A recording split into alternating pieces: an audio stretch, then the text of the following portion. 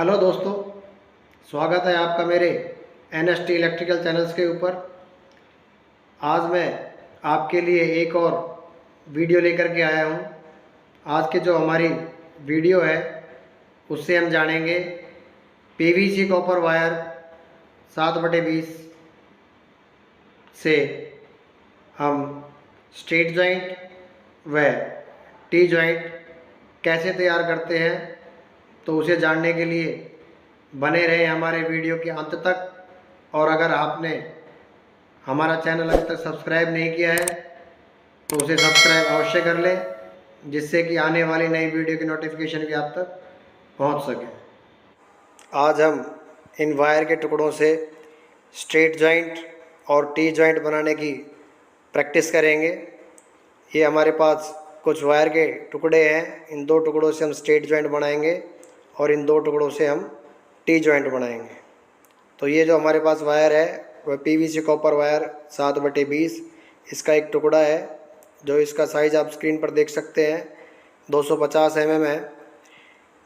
और जो इसके दूसरी वायर है वह भी उसके सेम साइज़ की हमने ली है।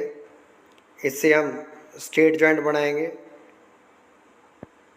अब स्ट्रेट जॉइंट बनाने के लिए जो हम पहला टुकड़ा है उसे 60 से 70 mm तक इलेक्ट्रीशियन नाइफ़ की सहायता से इसके इंसुलेशन को उतार लेंगे। पहले हम इसके ऊपर रखकर इसके इंसुलेशन पर हल्का सा कट का निशान लगाएंगे।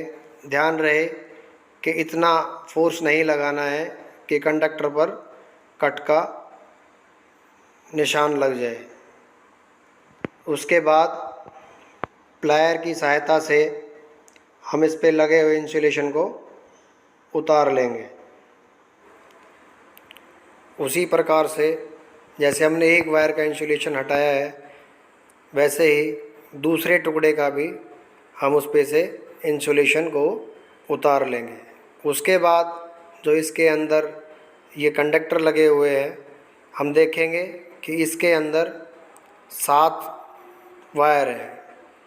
इस वायर का नाम 7/20 इसीलिए है क्योंकि इसके अंदर ये 7 कंडक्टर लगे हुए हैं और प्रत्येक कंडक्टर का जो व्यास है वो 20 SWG है। इसीलिए इस वायर को 7/20 वायर का नाम दिया गया है। अब इसके 6 तारों को खोलने के बाद बीच वाले एक वायर को सेंटर में खड़ा करेंगे और उसके बाद एक एक करके उस जो खड़ी हुई वायर है उसके ऊपर लपेटना शुरू करेंगे। जैसा कि आपको स्क्रीन पर दिखाई दे रहा है, प्रत्येक कंडक्टर को एक एक करके स्ट्रेट वाली वायर के ऊपर हम घुमाते रहेंगे तथा कुछ ही देर के बाद अब देखेंगे कि यह जो वायर है वह बहुत ही अच्छे से गुथ चुकी है। और इसके बाद जो सभी वायरों को हम सीधा कर लेंगे और यह जॉइंट लगने के लिए एक टुकड़ा हमारा तैयार हो चुका है। और इसी प्रकार हम दूसरे वाले टुकड़े को भी करके तैयार कर लेंगे। अब ये दोनों टुकड़े हमारे जॉइंट लगने के लिए तैयार हो चुके हैं। उसके बाद जो हमारा सेंटर वाला जो वायर का टुकड़ा था उसे हम प्लायर की सहायता से काट देंगे और दूसरे वाले वायर के टुकड़े को भी हमने काट दिया है।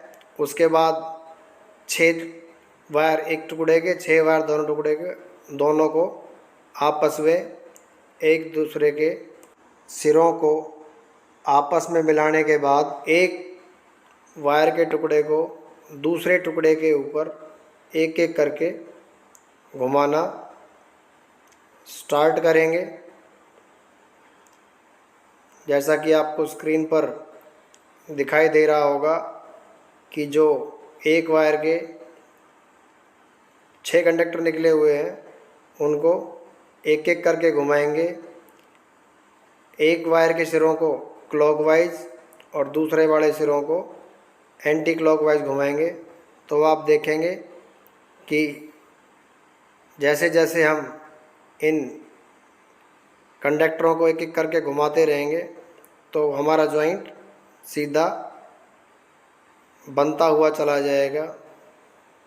ध्यान रहे, प्रत्येक वायर को हमें टाइट से खींचकर दूसरे टुकड़े के ऊपर चढ़ाना है और टर्न लगाते समय ध्यान रहे कि एक वायर दूसरे वायर के ऊपर ना चढ़े, जैसा कि आपको स्क्रीन पर दिख रहा होगा, और ना ही हमारी टर्नों के बीच में कोई गैप रहना चाहिए। एक एक करके हमें सभी वायर को एक दूसरे के लगते हुए टर्न करना है। अभी आप देखेंगे इस आसान से तरीके से हमने एक बहुत ही अच्छा स्ट्रेट जॉइंट तैयार कर लिया है। इसके अंदर आप कोई गैप नहीं होना चाहिए और इस जॉइंट को मजबूत करने के लिए अगर हम चाहें तो इसके ऊपर सोल्डरिंग भी कर सकते हैं। जैसे हमने ये स्ट्रेट जॉइंट तैयार किया है, उसी प्रकार से बचे हुए 2 वायर के टुकड़े से हम टी जॉइंट बनाने की प्रैक्टिस भी करेंगे।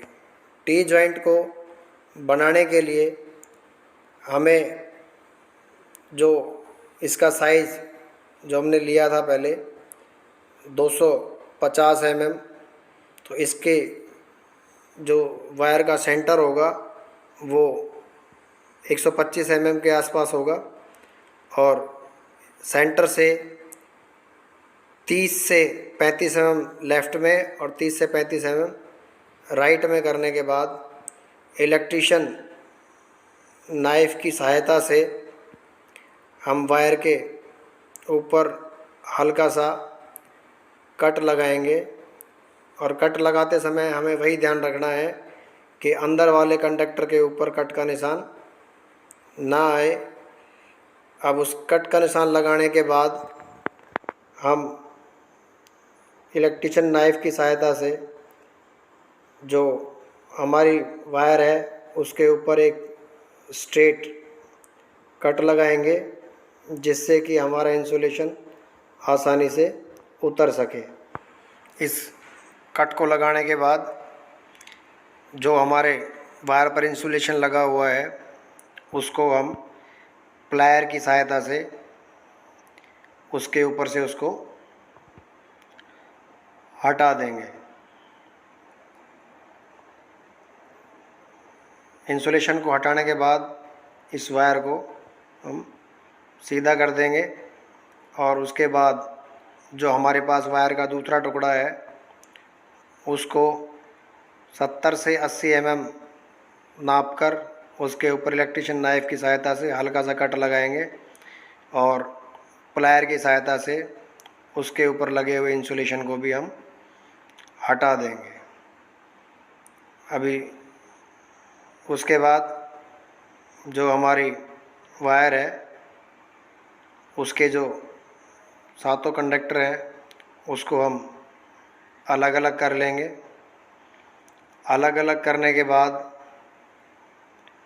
जो हमने पहले स्ट्रेट जॉइंट लगाते समय जो मेथड यूज़ किया था, एक सेंटर वाली वायर के ऊपर एक एक वायर को लपेटना शुरू करेंगे और लपेटने के बाद अब देखेंगे कि इसकी गुथाई अच्छे से हो चुकी है।